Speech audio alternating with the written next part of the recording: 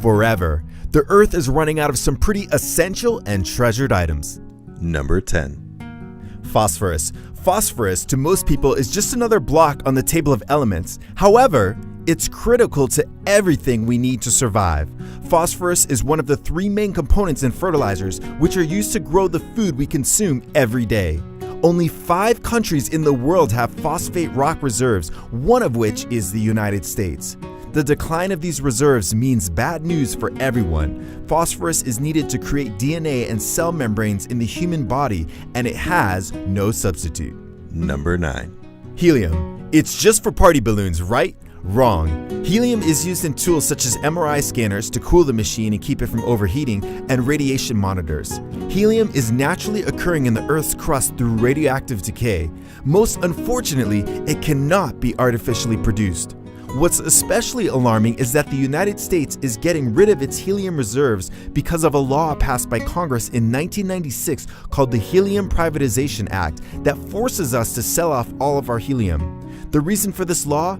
The Federal Helium Reserve was $1.4 billion in debt, and selling the helium was a means of paying off that debt. Number 8.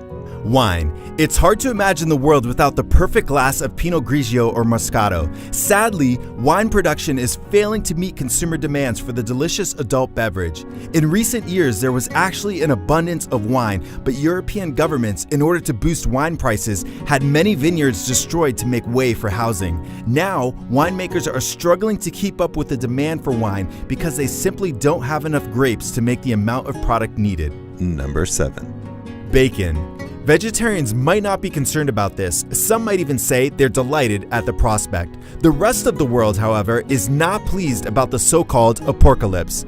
Bacon is one of the most delicious foods known to man, and the thought of waking up in the morning without the scent of crispy pork deliciousness is hard to swallow, no pun intended. Most regrettably, lower production rates and the dreaded porcine epidemic diarrhea virus have cut down the tasty treats numbers. At least PETA will be happy.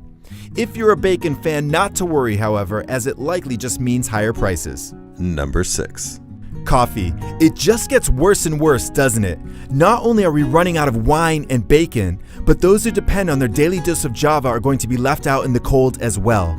A study by the Royal Botanic Gardens in the Environment and Coffee Forest Forum projected that there could be a between 38 to 90% reduction in the land used to grow Arabica coffee due to climate change.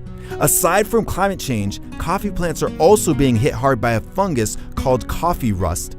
Higher quality coffee will suffer the most as production costs will go up in order to control the climate the plants grow in to ensure untainted coffee beans. Number 5. Doctors. Don't worry, emergency rooms aren't going to suddenly close down because there's no one to work, but a study by the Association of American Medical Colleges projects that by 2025, there may be a shortage of as many as 90,000 doctors in the US. Most of the shortage of doctors comes not from reduced numbers, but rather from a population that is aging and getting larger.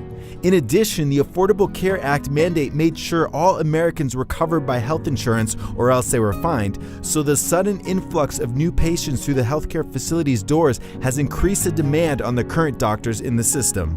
Number 4. Sand. You've got to be kidding. Running out of sand seems impossible with vast deserts like the Sahara, which has 3.6 million square miles of sand. Interestingly, desert sand can't be used for production purposes because the grains are too rounded to stick together, meaning you can't make products such as glass out of it. Quartz sand found on the beaches is slowly eroding away due to the rising sea levels and hurricanes that sweep most of it out to sea. Replenishing the supply is no easy task, but the future of some countries may depend on it. Number 3. Chocolate. Personally, we look upon a chocolate shortage as equal with the zombie apocalypse. Chocolate is so delicious and chock full of mind-blowing jolts to a person's taste buds that a worldwide shortage or elimination of chocolate altogether would be nothing short of disastrous. Cocoa takes 5 long years to grow and must be produced very close to the equator to ensure a good crop. This means that there's a very thin chocolate belt where it's grown. 2/3 of the world's cocoa comes from 4 countries in West Africa, which have experienced excessive dry weather. The other location where chocolate is grown is South America, and just as coffee is being destroyed by a fungus, so is chocolate. The fungus is called frosty pod, which caused an almost 70% decrease in production in Brazil. Number 2. What's one of the most precious commodities that any human being can possess? Gold. The reason for this is because it's a useful resource. Unlike paper money, gold's value isn't just as currency. Precious metals, including gold, are used to make electronics and machines. While silver and copper are the best electrical conductors, gold is also a good conductor of electricity and has the added advantage that it doesn't tarnish, which makes it particularly good for connectors. Now you know why cables are often gold-plated. Cell phones, microchips, and computer hard drives frequently have gold in their ingredients lists.